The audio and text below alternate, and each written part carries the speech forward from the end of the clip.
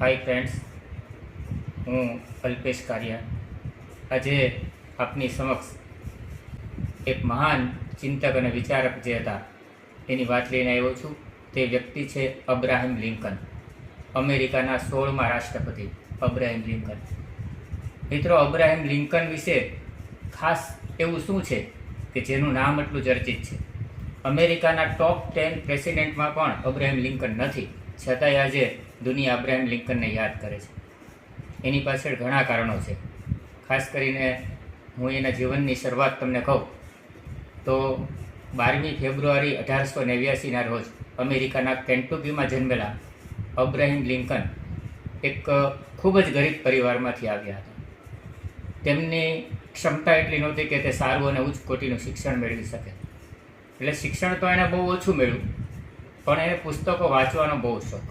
અને આજે પણ દુનિયાભરમાં એમના પુસ્તકો વચાય પણ છે, કારણ કે એમણે પુસ્તકો લખ્યા પણ છે. એ અબ્રાહમ લિંકન જે બાબતે ખાસ ચર્ચામાં આવે એની વાત કરું તો એક એવો વ્યક્તિ કે જે અમેરિકાના રાષ્ટ્રપ્રમુખ બનવા માટે ચૂંટણી લડે હારે 8થી 9 વાર ચૂંટણી હાર્યા પછી પણ એ માણસ ચૂંટણી લડે છે અને ચૂંટણી જીતે છે. એ સમયે અમેરિકાની અંદર ગૃહ યુદ્ધ ચાલતું હતું, જેને આપણે દેશનું અને દેશની અંદરનું યુદ્ધ કહેવાય, કોઈ આંતરરાષ્ટ્રીય યુદ્ધ નહીં. એ ગુલામીની પ્રથા નાબૂદ કરનાર અબ્રાહમ લિંકન. અને એનું એક પુસ્તકમાં એણે બહુ સરસ લખ્યું હતું વાક્ય કે જે લોકો ગુલામીના પક્ષમાં દલીલ કરે છે, હું ઈચ્છું છું કે એ એકવાર ગુલામીનો અનુભવ પોતે કરે. એટલે ગુલામી વિશે એ જાણતા હતા. એ 1861માં અમેરિકાના રાષ્ટ્રપ્રમુખ થયા. 1861થી 1865 સુધીનો તેમનો સમયગાળો હતો. અને 1865માં ગોળી મારીને તેમની હત્યા કરી દેવામાં આવી. એના જીવનમાંથી ઘણું બધું શીખવા જેવું છે. એમના પુસ્તકો, એમના વિચારો.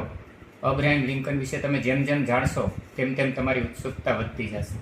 પણ ખાસ વાત એનામાં એ હતી કે આટલી વાર ચૂંટણી લડ્યા પછી હારવા છતાંય આજે કોઈ પણ વ્યક્તિ, કોઈ પણ પશુ પક્ષી, કોઈ પણ જ્યારે ક્યાંય ચડતો હોય અને ચડે ને પડે તો 4-5 વારમાં તો એને પણ એમ થઈ જાય કે આ ચડાશે નહીં.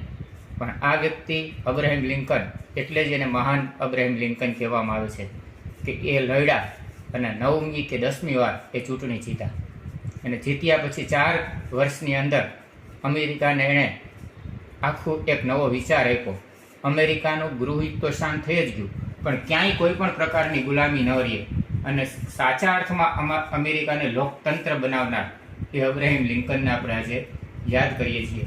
એમના પુસ્તકો પણ વાંચવા જેવા છે, એમને પણ વાંચજો.